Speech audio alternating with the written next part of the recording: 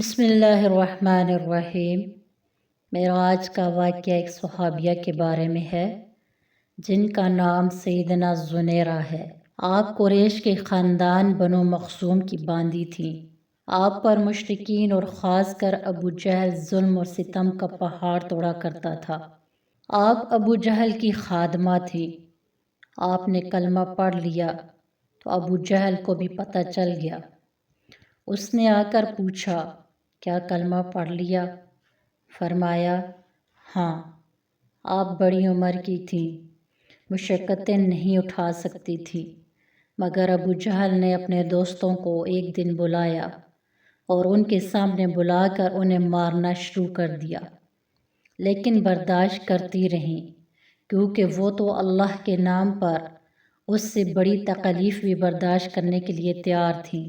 جب اس نے دیکھا کہ اتنا مارنے کے باوجود اس کی زبان سے کچھ نہیں نکلا تو اس نے آپ کے سر میں کوئی چیز ماری جس سے آپ کی بینائی زائل ہو گئی اور آپ نابینا ہو گئیں۔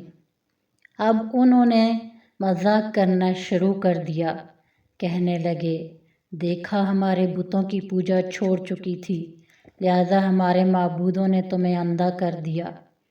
مار برداشت کر چکی تھیں، مشقتیں اٹھا چکی تھیں، یہ سب سزائیں برداشت کرنا آسان تھیں، مگر جب انہوں نے یہ بات کہی تو آپ برداشت نہ کر سکیں، چنانچہ فوراً تڑپ اٹھیں۔ اسی وقت کمرے میں جا کر سجدے میں گر گئیں اور اپنے محبوب حقیقی سے راز و نیاز کی باتیں کرنے لگ گئیں۔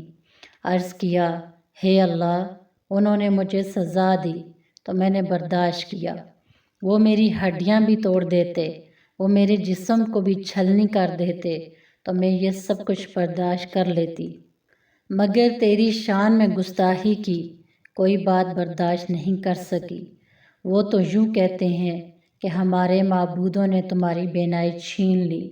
اے اللہ، جب میں کچھ نہیں تھی تو تو نے مجھے بنا دیا، بینائی بھی عطا کر دی، اب تو نے ہی بینائی واپس لی ہے۔ اے اللہ، تو مجھے دوبارہ بینائی عطا فرما دے تاکہ ان پر تیری عظمت کھل جائے۔ ابھی دعا والے ہاتھ چہرے پر پھیرے تھے کہ اللہ رب العزت نے آپ کی بینائی لوٹا دی۔ سبحان اللہ۔ اس وقت مرد تو مرد، عورتوں میں بھی یوں محبت الہی کا جذبہ بھرا ہوا تھا۔